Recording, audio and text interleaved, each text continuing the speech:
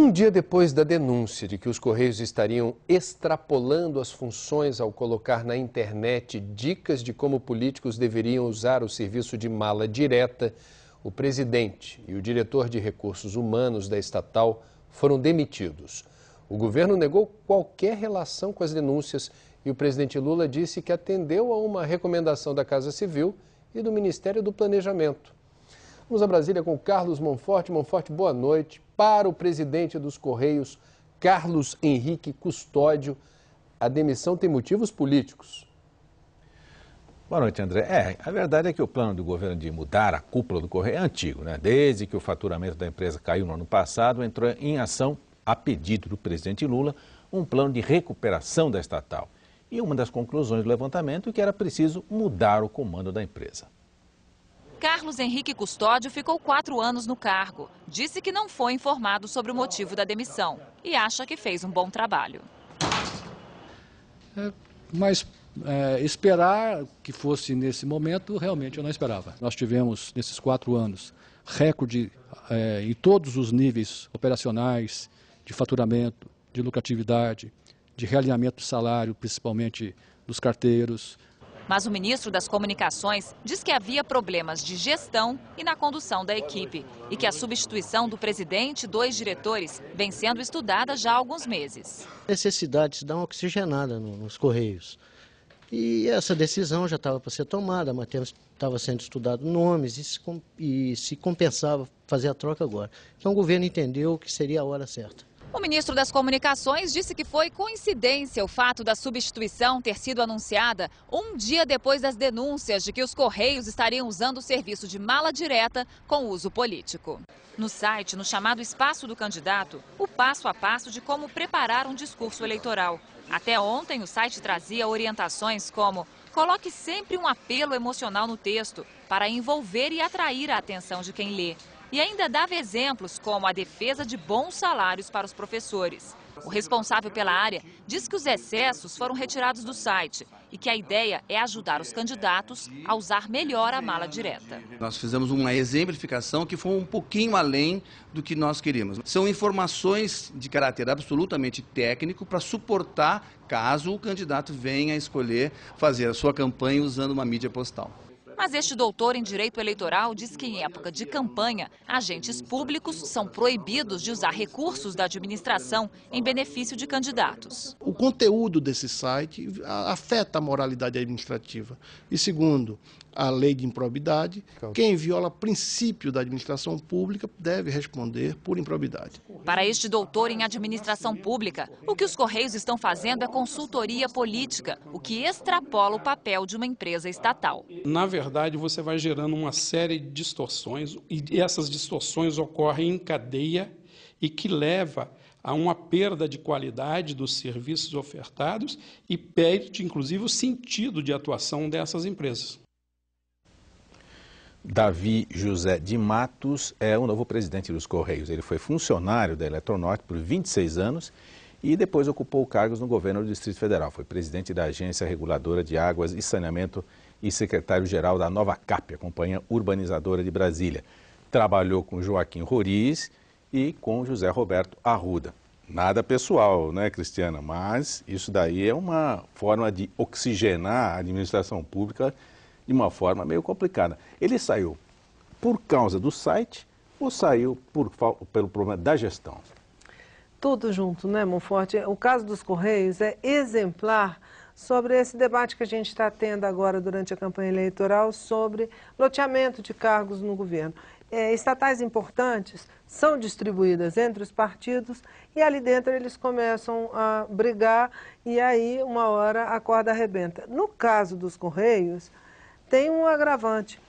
O problema dos Correios vem vindo de muito tempo. Desde o primeiro semestre, o presidente Lula determinou uma intervenção nos Correios e eu me lembro que o ministro Paulo Bernardo foi anunciado como a quem o presidente Custódio deveria responder porque estava sob uma verdadeira intervenção. Por quê?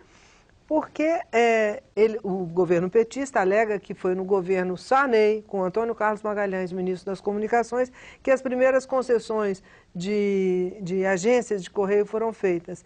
E isso foi sendo renovado ao longo do tempo e chegou um ponto da Justiça dizer, ó, não pode renovar mais, tem que fazer uma nova licitação. E é esse processo que precisa ser feito agora. E, pelos cálculos do governo, poderíamos chegar em outubro, no mês da eleição, com as cartas estão chegando ao destino. E aí, com essa história do site e a briga interna entre diretores, o presidente Lula precipitou um pouco depois de ter adiado muito, entendeu? Por que ele adiou muito? Porque a direção do Correio era indicação do PMDB de Minas, e ele não queria briga com o PMDB até que consolidasse a aliança com o maior partido na Câmara dos Deputados. Então, ele adiou muito e era para adiar um pouco mais, acabou precipitando e saiu agora por conta também dessa história do site. Cristiana, boa noite. O loteamento de cargos por critérios políticos é uma instituição.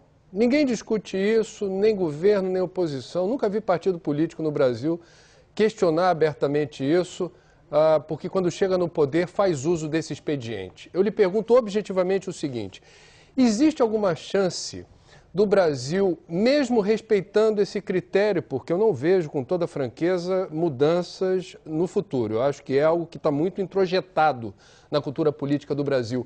Mas você casar o critério político com fundamentos técnicos, conhecimento de causa, para que haja essa combinação sem prejuízo daquele setor público que não pode sofrer as consequências de uma nomeação equivocada?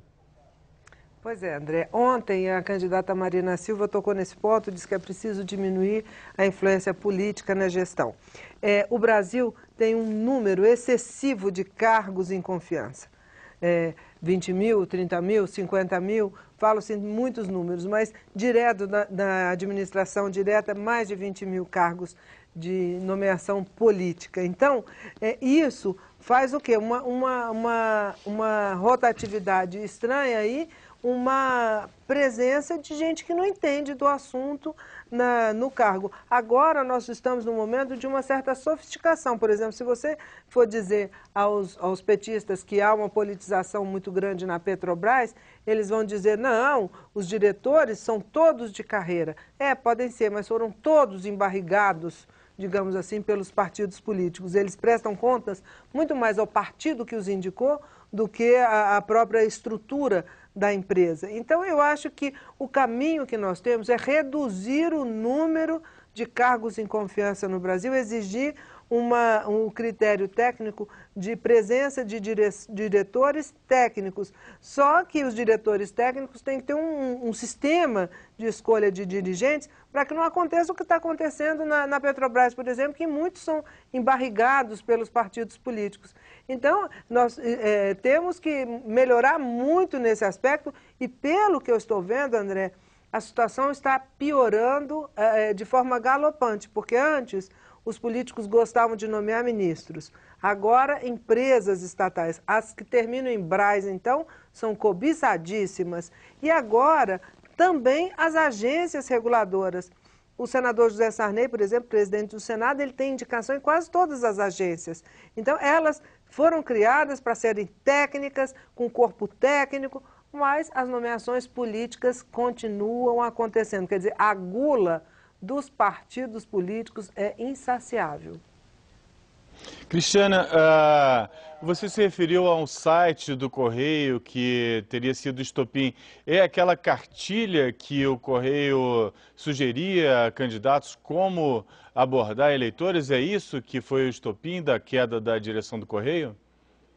Olha, foi tudo misturado, né, Lessa? Isso foi também uma gota que pingou já, porque a direção dos Correios já estava toda, a presidência e a diretoria de recursos humanos já estava na mira do governo, e isso foi uma coisa que poderia criar problema para o governo, foi rapidamente retirado, e aí, enfim, a solução foi afastar. E o nomeado, como lembrou o Monforte, é um indicado pelo próprio PMDB, ligado ao Tadeu Filipelli, que é candidato a vice aqui ao governo de Brasília, numa chapa encabeçada pelo PT, mas também que trabalhou com a Erenice Guerra, que é agora a nova ministra-chefe da Casa Civil. Então, voltando um pouquinho à pergunta do André, quer dizer, o governo muda a direção, mas não consegue se libertar da indicação política de um partido aliado como o PMDB. Obrigado, Cristiana.